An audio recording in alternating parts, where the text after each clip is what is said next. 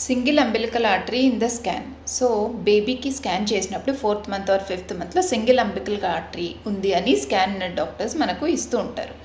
So మామూలుగా ఎన్ని ఉంటాయి పేగులో అంటే అంబిలికల్ కార్డ్లో యూజువల్గా 2 ఆర్టరీస్ 1 వెయిన్ ఉంటుంది. ఈ 2 ఆర్టరీస్ బేబీ హార్ట్ నుంచి ప్లాసెంటాకి బ్లడ్ తీసుకెళ్తాయి ఫర్ ఆక్సిజనేషన్. సో కొద్దిమంది ఫీటసెస్లో ఈ 2 ఆర్టరీస్లో ఒకటే ఉంటుంది, ఒకటి రిగ్రెస్ అయిపోయి ఉంటుంది. సో అది ఐసోలేటెడ్గా అంటే వితౌట్ ఎనీ స్ట్రక్చరల్ అబ్నార్మాలిటీస్, బేబీకి వేరే స్ట్రక్చర్స్లో ప్రాబ్లం ఏమీ లేదు, structurally it is normal. And this single umbilical artery అది ఒక్కటే అబ్నార్మాలిటీ మనకు స్కాన్లో కనపడుతూ ఉంటే వరి అవ్వాల్సిన అవసరం లేదు.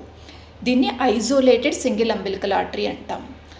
If it is not isolated అంటే దాంతోపాటు ఆ అబ్నార్మాలిటీతో పాటు బేబీలో స్ట్రక్చరల్ డిఫెక్ట్స్, ఏదో ఒక ఆర్గాన్లో డిఫెక్ట్స్ ఏమన్నా కనపడితే దెన్ ఫర్దర్ టెస్టింగ్కి వెళ్ళాల్సి ఉంటుంది. ఆ ఫర్దర్ టెస్టింగ్ యామ్నియోసెంటసిస్ అలాగా చేయాలి. మనం నీడిల్ పెట్టి ఉమ్మునీరు తీసి టెస్ట్కి పంపించాలి, బేబీకి ఏమైనా క్రోమోజోమల్ అబ్నార్మాలిటీస్ అన్యూప్లాయిడీస్ ఉన్నాయా అని తెలుసుకోవడానికి. సో ఈ చాలామందిలో ఇది ఐసోలేటెడ్గా ఉంటుంది, అంటే వేరే స్ట్రక్చరల్ ఫ్యాక్టర్స్ ఉండవు, ఓన్లీ ఆ అంబిలికల్ ఆర్టరీ 2 బదులు ఒకటే ఉండిపోతుంది. ఎందుకు అంటే అది 2 ఉండాల్సింది ఒకటి రిగ్రెస్ అయిపోతుంది, సో ఒకటి మిగిలిపోయి ఉంటుంది. దీనివల్ల ఏమైనా ప్రాబ్లం రావచ్చా అంటే ఇన్ సమ్ ఫీటసెస్ ఇది గ్రోత్ రెస్ట్రిక్షన్ అంటే తక్కువ బరువు పుట్టే ఛాన్సెస్ ఉంటాయి. అండ్ కొంచెం ప్రీమెచ్యూర్ డెలివరీ 9 మంత్స్ నిండక ముందే డెలివరీ అయ్యే ఛాన్సెస్ ఉంటాయి.